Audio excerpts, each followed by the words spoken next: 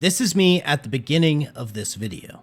Hi. And this is me after tons of progression, tons of deaths, boss fights, lots of building, exploration, but mostly a lot of dying. I just started playing Enshrouded for the first time about 2 weeks ago, and today I'm gonna take you guys through everything that's happened. The trials, the tribulations, and the absurd. We're gonna go through all of that. So, Enshrouded is a survival action sandbox RPG that was launched as early access in January of last year. I recently played Valheim for 100 hours on this very channel, and so many people in the comments recommended that I checked out Enshrouded as well. Though they're similar in some ways, these two games are very different. Enshrouded focuses much more on the RPG element while driving forward a pretty significant narrative about the world you find yourself in. Whereas Valheim, while still having objectives and a sort of narrative story to follow along, it's definitely much more of a sandbox-focused game. Enshrouded features many other NPCs and quests to really get you involved pretty much immediately. If I had to summarize Enshrouded really quickly, it's kinda like, well, actually, why don't you just watch the video, and I'll tell you all my thoughts on the game at the end. But first, we have to talk about today's sponsor, Game of Thrones Kingsroad. This is the official Game of Thrones action-adventure RPG based on the TV series and A Song of Ice and Fire novels set during Season 4. It features an original storyline where you can explore Westeros and even iconic locations like King's Landing, Castle Black, and The Wall. And it's currently in early access with pre-registration available now. On both PC and mobile, the game offers seamless cross-play and progression, allowing players to enjoy the game anytime and anywhere. The best part is that it's completely free to play, with no pay-to-win elements, offering a fair and authentic experience for all players. Game of Thrones Kingsroad features an action combat system where each playable character has unique actions, weapons, and a wide range of skills. You have to dodge and counter your opponent's attack patterns in a combat system that emphasizes skillful and strategic play. On top of that, Game of Thrones Kingsroad features an immersive open world where every decision shapes your journey. Offering tons of replayability, there's also a crafting and resource gathering system that allows for gear customization and character growth that you can tailor to your own playstyle. Furthermore, the game features a multiplayer mode known as the Altar of Memories, where you can team up with your friends and battle powerful monsters such as the Ironbeak Griffins or the Stormhorn Unicorns. Game of Thrones is one of my all-time favorite fantasy fiction universes, and being able to explore this world, participate in the lore, and play as recognizable characters, all within a high-quality gameplay experience, is amazing. Winter is coming. Well, not really, summer is coming, but what are you waiting for? Use my link in the top of the description or in the pinned comment to pre-register now and gain early access to experience Game of Thrones in a fair, free-to-play environment that's available on both PC and mobile. I'll see you all in the Seven Kingdoms. Now, let's get back to the video. So, Enshrouded. Before you can actually create a world, you first need to create a character, which is separate from the world. There are a few preset options to choose from, however, you can go in and narrow the details further with different options for facial hair, eye color, hairstyle, etc. You can also change your character's voice and how it sounds. Personally, for me, the character customizer definitely doesn't feel completely finished. You can't really customize with very much depth, but this is hardly an issue, especially considering the game's still in early access. Now, when I was choosing between different types of facial hair, I couldn't help but notice that you could only basically choose between having a full beard and a mustache, or looking like a 14-year-old trying to get away with using a fake ID. Luckily for me, I look exactly like a 14-year-old trying to grow facial hair in order to get away with using a fake ID. So honestly, this game is already exceeding my expectation. Anyway, when I was happy with my appearance and my sparse amount of patchy facial hair, I promptly named myself Peach Fuzz, and went on to create a world. You're asked to choose between 3 options: private, host, or join, where you can host or play a world with friends. I don't really have any of those, so I just chose private. And afterwards, you're asked to choose between 5 difficulty levels for your world. There is relaxed, default, hard, survival, and custom, each with higher and higher thresholds for difficulty, such as less experience gained, increased monster health, and even adding new mechanics like hunger in the survival difficulty. I chose default and was then asked to name my world. I was actually struggling to come up with a good name for my world, and my cat was positively begging for attention,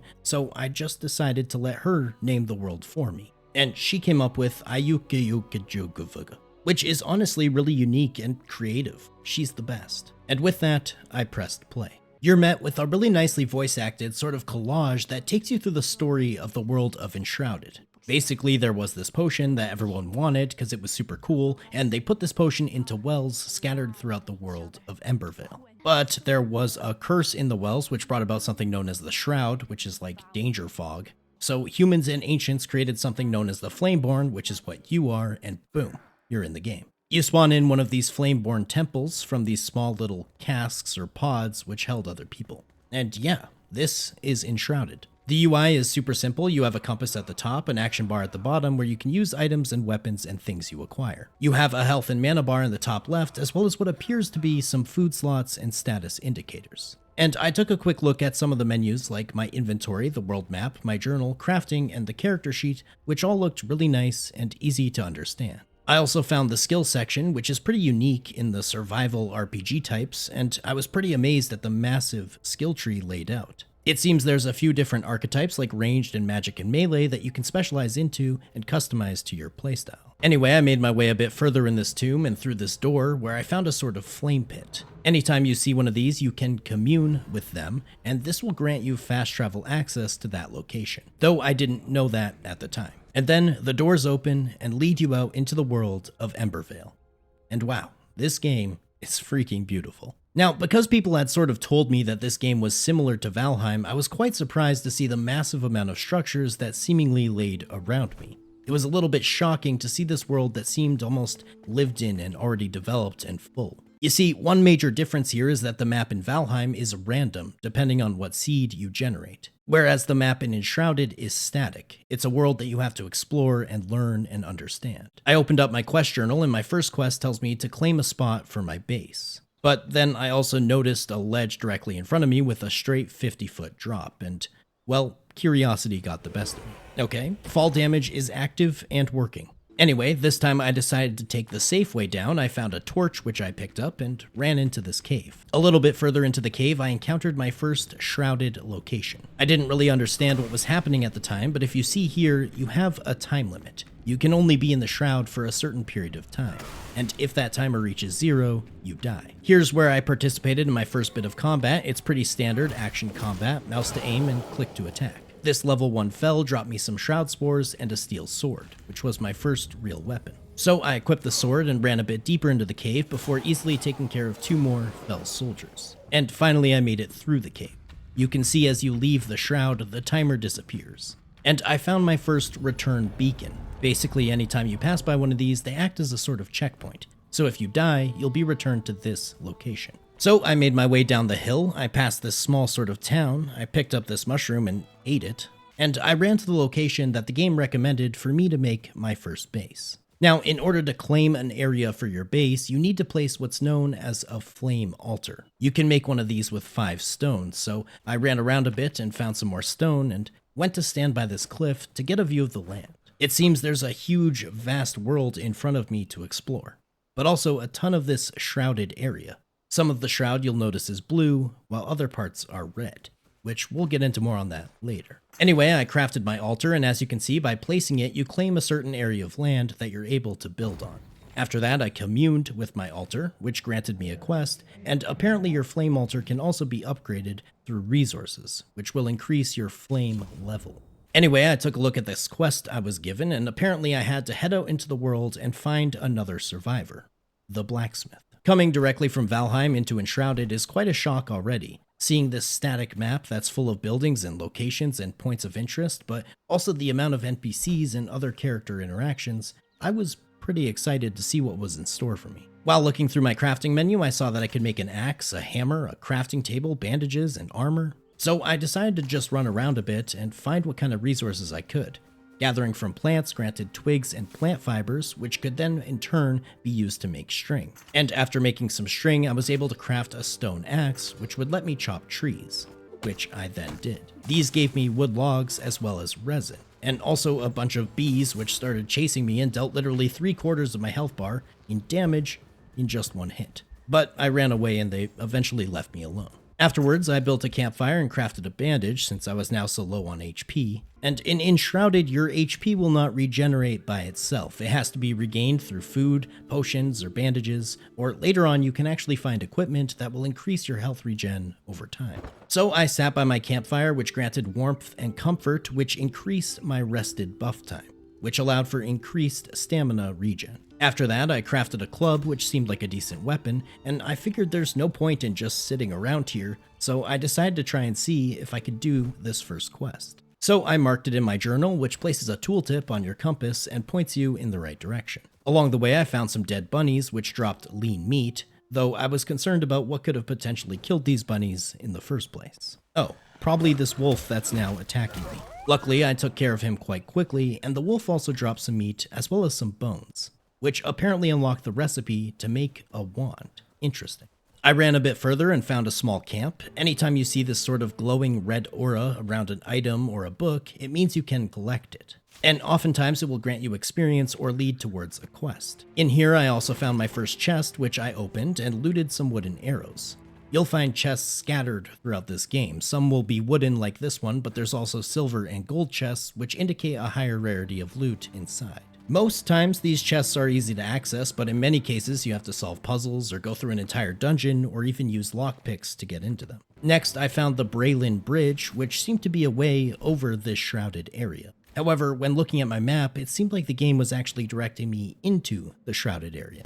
So I looked around a bit and found a somewhat safe way down and made my way into the shroud, really for the first time. And then I took about 10 steps and fell through a crack in the ground, which killed me immediately. Like I said, this video is going to feature a lot of me dying. Anyway, I respawned back at my base, and apparently when you die, you lose some items from your inventory.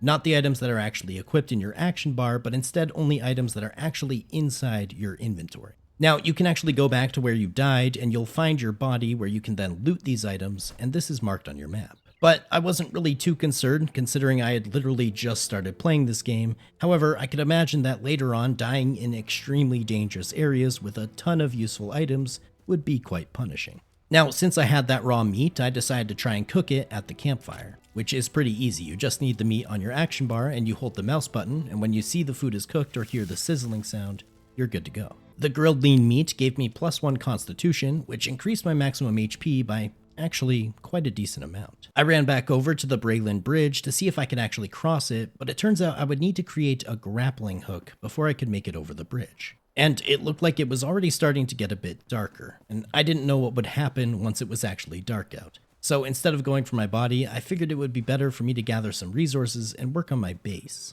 I wanted to get a small house and a bed together and some other items before heading back out to do my quest. So I first made myself the workbench, which opened up a ton of different recipes, from a glider to the previously mentioned grappling hook, as well as what are known as building blocks, which are what you actually use with your hammer tool to make structures. I then made myself a pickaxe, which you can use to dig into the ground and get dirt or stone. And after is when I brought out my hammer and first interacted with the building menu in Enshrouded. I didn't actually have the building block resources yet, but so far it seemed really intuitive and easy to use, with windows, floors, walls, roofs, stairs, and really every sort of structural component you can think of. So I made myself some rough wood blocks. You make 100 of these blocks with just 2 wooden logs, so they're exceptionally easy to come by. Most structures will use between 20 and 250 building blocks depending on the size of it. So I started with some wooden flooring and 1 piece of a wall, and wow, my humble home is really coming together.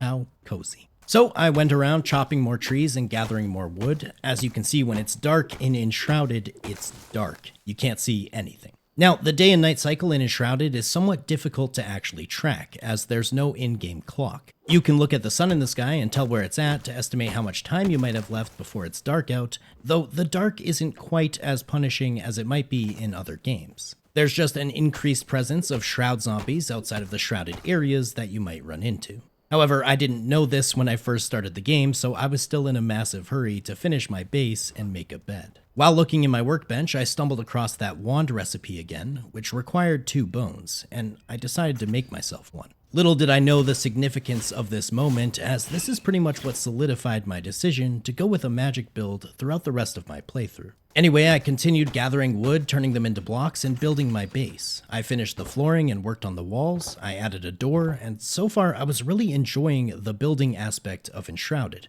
The resources were just so easy to come across, and it didn't feel like I had to invest too much of my time in order to actually make my entire structure. I feel like there's a bit more freedom in terms of building and being creative, since you can acquire the resources so easily. Now, of course, there are lots of different building blocks you can use, and later on some of those won't be as easy to acquire, but I'm a simple man, and wooden huts are all I really need. especially since I was keen to get back to questing and exploration. Speaking of which, while gathering some more wood, some fell soldiers came and attacked me.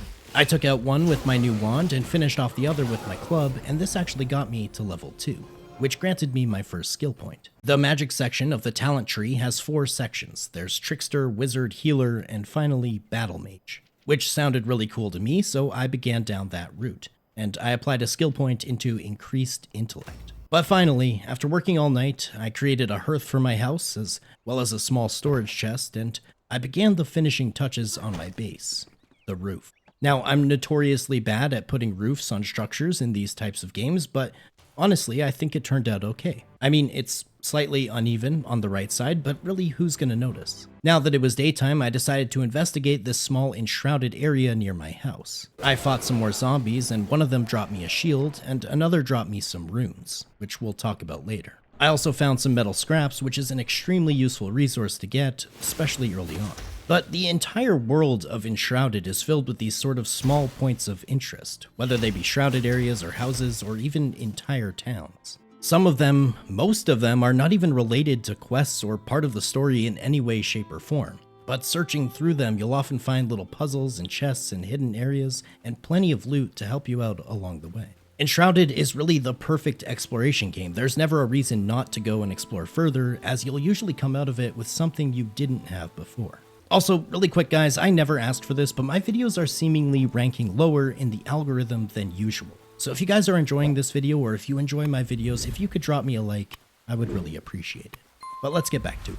So while searching through this small sect of ruins, which was also beside my base, I found a well, which apparently lets me draw water. Water will temporarily increase your stamina regen, but it's also used in a ton of recipes later on. So it's a really useful item to acquire and gather lots of. I was able to grab 15 from this well before it said it was refilling. Anyway, while back at my base, I finally created my bed. Nothing fancy, but it will do. And while you can lay on it during the day, it doesn't really have an effect until the nighttime, where it speeds up time. And then I spent the next 15 minutes or so doing basically nothing except exploring and understanding my surroundings and finding out what I could craft. I gathered a bunch more resources, I crafted a rake, I also crafted my first bit of armor, these ragged cloth boots, if you can even call them that. And eventually I even created my first staff. Since I was going down the magic route, that seemed to make sense. And now it was dark out, so I slept, which speeds up time by 60x. So in a few seconds, it was already the next morning. Now I went to try my new staff, but apparently it actually requires ammo. I had no idea what this meant or what ammo even looked like just yet, but it seemed like I couldn't actually use the staff until I found some. Another thing I noticed is that my inventory space was already getting filled up extremely fast, as well as my storage chest. So I crafted another, which I was able to stack directly on top of my first one. And at this point, I felt like my home base was set up enough and I was prepared enough to attempt to go on that quest once again, to find the blacksmith. I actually walked past my previous dead body about 6 times here without realizing what it was. To this day, I don't think I ever looted it. But yeah, when you die, you leave a sort of flame in a safe location close to where you actually died. Well, sometimes. Oftentimes, you can die in areas that are impossible to get back to without dying over and over, so sometimes Enshrouded moves your grave to an easier to access location. Anyway, I made it through a bit of the shrouded area to a place known as Rookmoor, where these level 3s almost took me out, but I managed to deal with them, before realizing that my quest marker was actually on top of this mountain. Luckily, I found a path up, and I came across my first flame shrine, which you'll find these located throughout the world, and they drop an item known as sparks, which are used to upgrade your flame altars. Afterwards, I came across these interesting looking rocks along the side of the mountain, so I grabbed my pickaxe and began mining.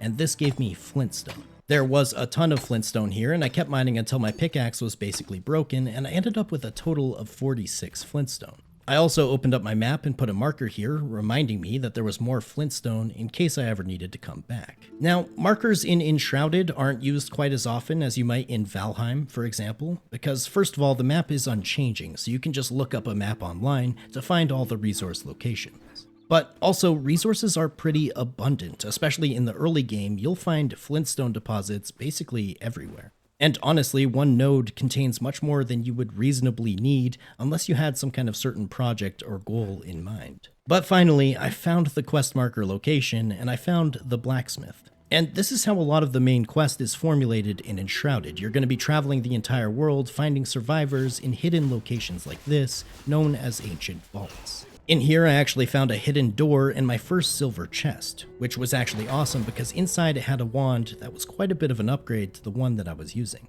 And finally, after opening the blacksmith's pod, my quest journal was updated and I was told to place him in my home using a summoning staff. Next, a small tooltip appeared and let me know that I could actually fast travel back to my flame altar and back to my base by using my map. Which up until this point, I actually had no idea that fast travel was even a thing. So I was extremely grateful for this. Actually, during my playthrough, I seriously underutilized fast travel in a major way, which I'll get into later. But for now, I teleported back home, I crafted my summoning staff, and I acquired my first survivor, the blacksmith. Now, survivors are the bread and butter of questing, crafting, and continuous exploration throughout Enshrouded. Every time you find a new survivor, they offer you new quests, new recipes, and some even have their own crafting methods. For example, the blacksmith allows me to use metal and craft with different types of metals in ways that I wouldn't be able to with just my workbench. With him, I was able to create a forge and a kiln, and later on, a smelter, which could all be used to create all kinds of other resources. Now, anytime you get a new survivor, they tell you that you need to assign them to a bed and make sure that they have shelter, but I don't know that you actually have to. Because plenty of times while playing, they would just sleep on the floor despite having a perfectly good bed to use. Anyway, the blacksmith also offered recipes for better axes and pickaxes and better armor and things like nails and lockpicks, so this was quite a huge upgrade. I was actually able to create the entire first set. While not necessarily mage armor, it was better than the literal nothing I had equipped prior. It also didn't look super cool, but like I said, it's better than nothing. Now, I noticed that a ton of my recipes, including the glider, required something called shroud wood and shroud liquid, which I assumed you would gather in the shroud. And I was correct, you found shroud liquid from gathering these sort of mushroom spores located throughout the shroud, and you find the wood by chopping any tree in the shroud. And my next quest was to find what was known as an elixir well, which was also located in the shroud, basically right beside my base. I didn't think I was strong enough to head in to do this quest, and I was actually just going to ignore it until later, but considering I was literally right beside the quest marker, my curiosity got the best of me. So I went inside, and unfortunately, after venturing a little too close, I was swarmed with beetles, and considering I already had pretty low HP, I unfortunately died. But luckily enough, I was able to head back in and grab my body and all my missing loot, including my shroud wood and shroud liquid, and afterwards I was able to escape back to my base and make my glider. And believe it or not, that was the end of my first full day of playing Enshrouded. I was ready and excited to come back tomorrow and tackle more of this really awesome sort of survival meets open world RPG, and to continue questing and leveling. Oftentimes when I'm reviewing these games, I talk about a sort of non-tangential factor of addictiveness. And that is, how badly do you want to play this game when you wake up in the morning? Are you kind of okay with taking your time and having a coffee and doing your morning routine? Or are you non-stop thinking about the game you're playing and you can't wait to rush back to your computer to play more? In terms of Enshrouded, I think I can safely give it a 9 out of 10 in the I want to play more in the morning factor, because I was extremely excited to get back on. So the first thing I did was create my kiln by using my new blacksmith, and this would allow me to create charcoal by using wood and dirt, and later on I would get more recipes as well. But after a bit more preparation, I tried out my glider for the first time and dove back into the shroud, hoping to figure out this elixir well. I managed to kill quite a few of the enemies surrounding the area and even found this return beacon. However, the quest marker was pointing below, so I had to get underground somehow. A while later, I actually found a small time capsule, which you'll sometimes find randomly throughout shrouded areas, and these reset your time. So I had a full 5 minutes once again. I went back to the top of the staircase by the return beacon and finally found a way to climb underground. This area looked pretty scary, so I was trying to make my way down carefully, and I made my way to the bottom and found a giant red glowing thing in the distance. But as I got closer, boss fight. This fell Thunderbrute had his very own health bar, and behind him was that giant red glowing mushroom thing. So I started attacking, and honestly, my wand was doing a decent amount of damage. I tried backing up to the stairs, but that just seemed to reset him, so I ran back in and took a huge amount of damage to the face. I tried to juggle him back and forth on the stairs, but he eventually ran all the way back to the mushroom and reset to full health. Unfortunately, I didn't have much time left in the shroud, so I decided to leave and come back and try again. I figured if I was going to try this boss fight, I would first want to find out how to craft potions, because having a bit of healing in that situation would go a long way. So I'll admit I did use the help of Google a bit here to find out how to make potions, and that's when I stumbled across the Alchemist, which is another one of the survivors that I would need to find, and he would introduce alchemy. Apparently the Alchemist is located to the northwest of my base. However, it seemed like going in that direction generally required the grappling hook. Luckily, I basically had all the resources to actually make the grappling hook at this point. So I made the hook, equipped it, and set off on my journey. With my grappling hook, I was now able to actually cross the Braylon Bridge, which I fell off of seconds later.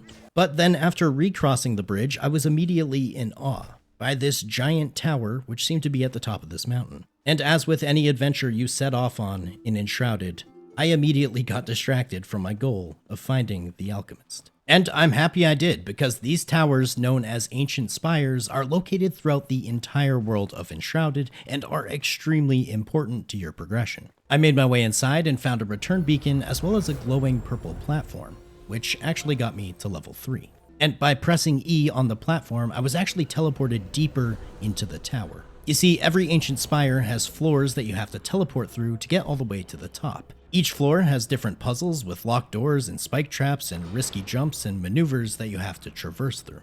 Along the way, you'll also find plenty of chests and loot and even secret locations, so make sure to keep your eyes peeled. This is obviously the first ancient spire you come across, so the puzzles are rather easy as they serve as a sort of tutorial to the kinds of puzzles you'll find throughout Enshrouded. This is something Enshrouded actually does amazingly well. These feel almost like shrines from Breath of the Wild, with plenty of dungeons, towers, and other locations having puzzles and obstacle courses. At one point, I opened a chest and I even found some fire spells, which is actually the ammo I needed for my staff. So now I could finally actually use my staff as a weapon. And a bit later into the spire, I also got yet another wand upgrade.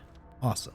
Anyway, after making it through all the puzzles and traps and using all the teleporters, I finally got to the summit of the ancient spire, where there was another flame altar that I was able to commune with. And this would actually act as another fast travel location, which I was extremely excited about. The nice thing is these ancient spires are super high up into the sky, so you can teleport here and glide off them in any direction. Really, this would expand my exploration so much. It was already starting to get dark out though, so I teleported back home. My blacksmith had another quest for me talking about salvaging and enhancing items. Apparently through these crafters you can actually enhance your weapons by using those runes that I had found much earlier. And you can also right-click to salvage weapons that you aren't using, which turns them into runes. Doing this, I was able to upgrade my wand 1 out of 3 potential upgrades. Every time you upgrade a weapon, it gains an extra benefit and it deals more damage. I also crafted the forge, which would allow me to create metal sheets using charcoal and metal scraps. But anyway, now that I was done being distracted, it was time to get back to the main goal of finding the Alchemist so that I could make potions so that I could deal with the fell Thunderbrute at the Elixir well. So I teleported back to the ancient spire, which now that I had unlocked the fast travel, the Alchemist location was actually marked on my map, so I knew exactly where to go. So I went to the side of the tower and jumped off, and honestly, gliding never really gets old in Enshrouded.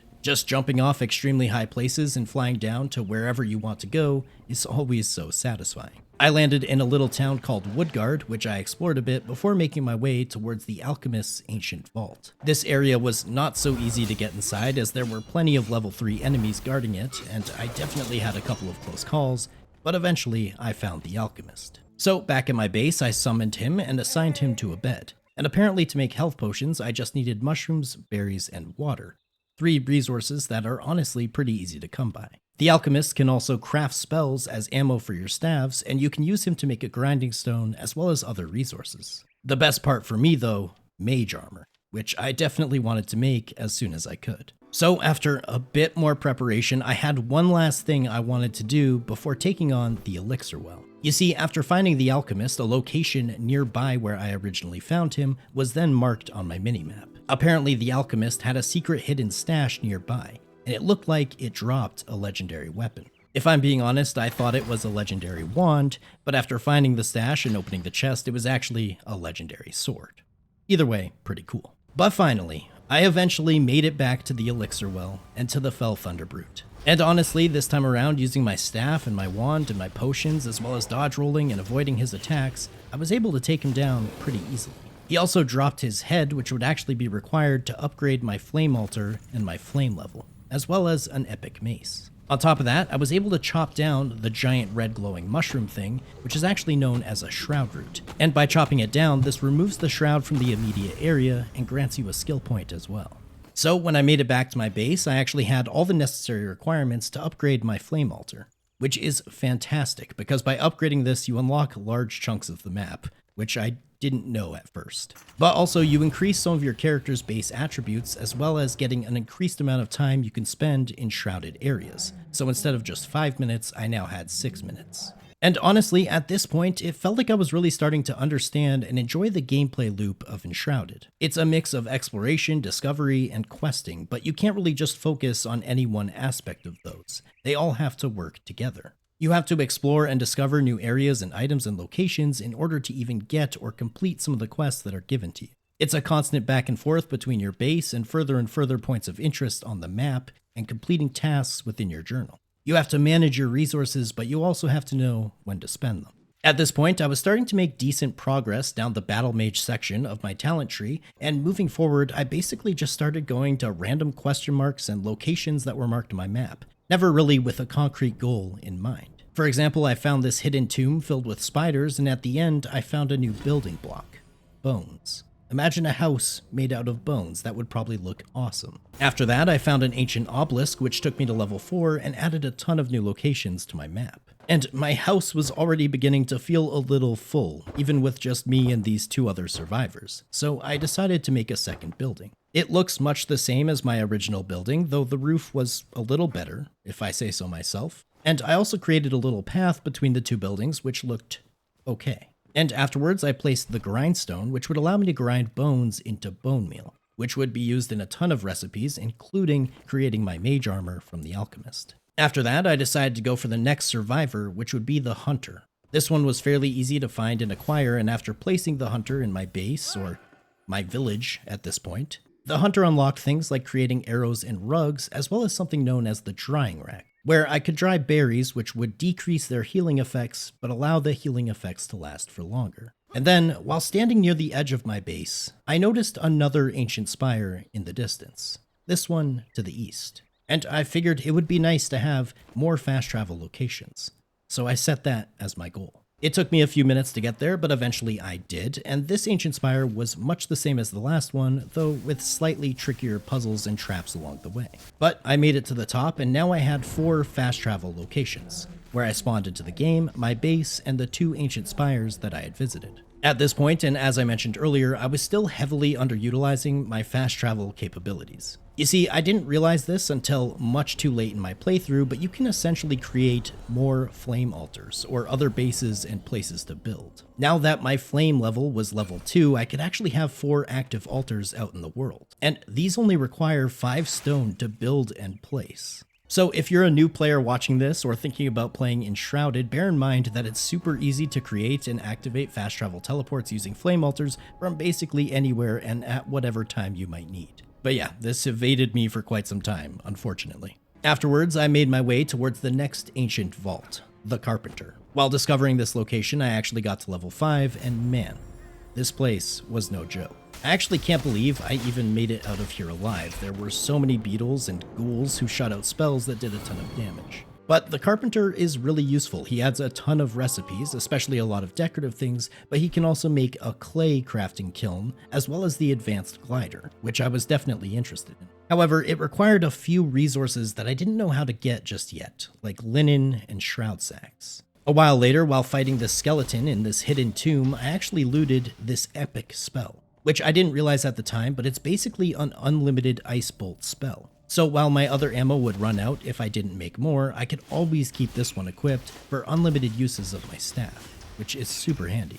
At this point, looking at my map, it seemed like the majority of quests were located towards the north. So that's the general direction I started to venture in. Before setting off, I finally managed to make myself the full mage armor, and at this point I was at least starting to look a part of the class that I was trying to spec into. I made my way to the Alchemist Tower, which had a ton of high-level enemies, but I found a nice new hat upgrade, as well as the Mortar, which would grant a ton of new recipes to the Alchemist. While exploring a bit further, I stumbled across this location with a hidden door and a bit of a grapple puzzle, and at the end was a chest that awarded me a full cosmetic outfit. Basically, you can apply cosmetics to each equipment slot in order to change their appearance. And honestly, this new fit looked way cooler than my mage armor. It's like a Spanish conquistador or some shit, so I just went with it.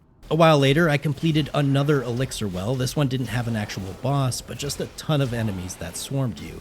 It was rather difficult, but I managed to take it down.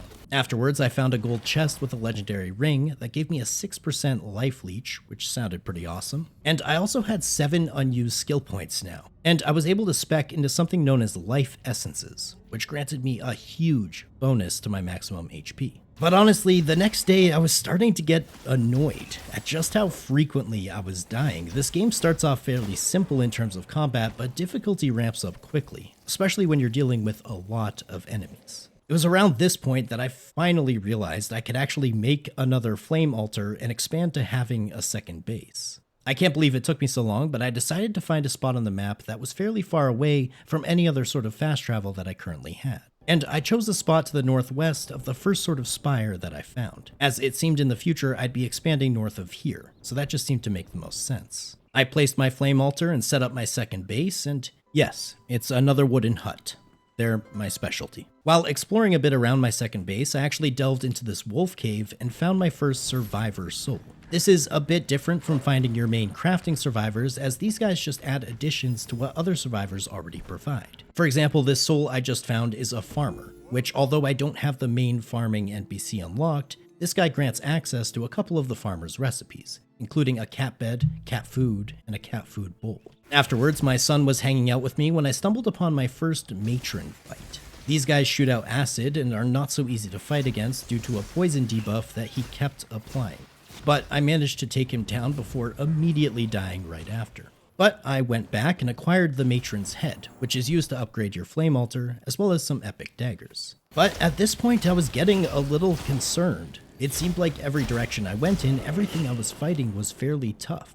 I was dying all the time and didn't really understand exactly where I was supposed to be going. Luckily, after getting to level 7 while doing another Elixir well, this allowed me to spec into an ability known as Life Burst, which would actually heal me for a small amount every time I killed a nearby enemy with magic. This was huge in terms of survivability. I finally unlocked the actual farmer and I was able to summon her to my base, which would allow me to create a seed bed. And this essentially opens up being able to farm your own plants, from mushrooms to flowers, and also allows you to begin taming animals later on. And after that, I finally created my first magic chest, and this is one of the most useful items in the game. They essentially allow you to store items, and without actually having those items in your inventory, you can still use them to craft with, as long as you're at the same base as the magic chest. Because I was starting to have so many different crafting NPCs, it was getting a bit difficult to always remember which resources were for which NPC, and in which chest I had actually stored those resources. So these magic chests take away all the stress from that. It's definitely one of my favorite items in the game. But then, that night, I participated in a quest which took me to a location known as the Hollowed Halls, which I guess was actually added to the game at a later date. I had no clue what I was getting myself into. Most dungeons that I had participated in so far took a maximum of maybe 20 minutes with a boss or two. The Hollowed Halls are not for the faint of heart. I spent hours in here trying to push farther and farther. There's checkpoints along the way, but ultimately I was way too low level to be in here. I probably could have brute forced it if given enough time, but I'm not even joking you. I spent 3 hours in here before I just decided to go to bed. The problem is, if you log out, you'll be teleported back to your base and not the most recent checkpoint in the dungeon. But after looking it up online, I had only actually been through half of the entire dungeon in my 3 hours that I spent there. So I just decided to teleport out and figured maybe I'll come back here when I'm a much higher level and much stronger. And a little while later, I finally ventured into what appeared to be a new biome. While I didn't know this at the time, this is Revelwood, a forested area which had higher level monsters and a ton more questing and its own ancient spire, as well as a whole host of different resources and objectives. And actually, one of the first things I stumbled upon was clay, which was super handy as this is one of the items I was actually missing for a few different recipes, including the carpenter's kiln. So I made it back home and placed the kiln, which would allow me to make bricks to use as a building material. At this point, my main goal was to expand further into that Revelwood biome, and to find the ancient spire located there so that I could fast travel and begin questing in that area. The map is often very misleading, however. You think you can get to certain locations quite easily, but then it turns out you can't. There's a mountain in your way, or there's some sort of terrain that makes it inaccessible. For example, while trying to swing out west to make it deeper into Revelwood, I actually reached an out-of-bounds wall. Which, fair enough, the game is in early access, but this was my first time seeing this. And a little while after that, I encountered my first red shroud, which I figured it must be slightly more dangerous than the blue shroud, right? That would make sense, but what I didn't expect was for it to literally kill me immediately. You see, you can actually turn the red shroud areas into blue shroud areas by upgrading your flame level. This is another thing I didn't actually know about until I was almost finished my entire playthrough. However, after about an hour of trials and errors, taking the wrong path, going the wrong way, getting distracted by finding huge wand upgrades, I did eventually make my way through, and found the Revelwood Ancient Spire, which actually got me to level 9 by discovering. This ancient spire was exceptionally more challenging than the two I had encountered previously, though within a few minutes I had it completed and had unlocked the Revelwood fast travel. At this point, I was able to create the improved grappling hook, which would reduce the stamina cost to use it. However, I still didn't have the resources to create the improved glider, unfortunately. While exploring Revelwood, I found my first bit of copper ore before finding something known as the Crucible, which would allow me to create the smelter where I could take that copper ore and turn them into copper bars. While looking at my skill tree, I noticed I had pretty much gotten most of the things I wanted from the Battle Mage tree. So I think in the future, I'm going to start going down the Wizard tree and getting some of the benefits from there. Still sticking with the general magic archetype, but just speccing into another bit of it, which would increase my damage. A bit later, I ventured through this spider cave where I had to fight these giant spiders, which I'm not gonna lie, absolutely creeped me out. But here I found the hand spindle, which is actually huge, because this is what I needed to craft linen, which if you remember is one of the items I would need for the improved glider. But it's also one of the items I would need to upgrade my mage armor through the alchemist. Now, in order to make linen, you have to spin it from 2 flax, which are found throughout Revelwood pretty commonly. I did some quick math and figured I would need about 56 flax in total in order to make all of the linen that I actually needed. Now that I had the linen, the last thing on my requirement list in order to make the improved glider was these shroud sacks. Apparently these are dropped by fell boars as well as certain fell plants, which can be located in specific shrouded areas. So I went and killed some of these fell plants and even found some of the fell boars, and eventually, finally, I was able to create the advanced glider, which would increase the glider's range to 150%, and it would also go faster and cost less stamina. And honestly, the improved glider is such a massive upgrade. It allows you to fly so much farther and for so much longer, plus it looked cooler. Next, I finally decided to try my hand at actually taming an animal in Enshrouded. So I went back to the alchemist tower that I had visited previously because inside there's a stray kitten. Taming is fairly easy, although it's a little tedious. It requires bait for that specific type of animal, which you can get from the farmer, and you throw that bait on the ground. You have to then slowly move closer to the animal without alarming it in order to pet it. After you repeat this process a few times, you'll be able to pick up the animal and put it in your inventory and take it back to your house. So I got my little kitty and made her a little bed and a cat food bowl where I put cat food, and actually, every time I pet the cat, I got a 30-minute buff, which would increase my HP by 50. So it's actually pretty beneficial. Next, I completed a quest called the Queen's Tomb inside the Mistberry Catacombs, which resulted in this pretty awesome legendary shield upgrade. Definitely a much cooler looking shield than what I was using prior. Also, because I made some dried fur by using my drying rack, I didn't realize it, but I had actually unlocked a recipe to create a small backpack. This is an equipable item which actually increases your inventory space.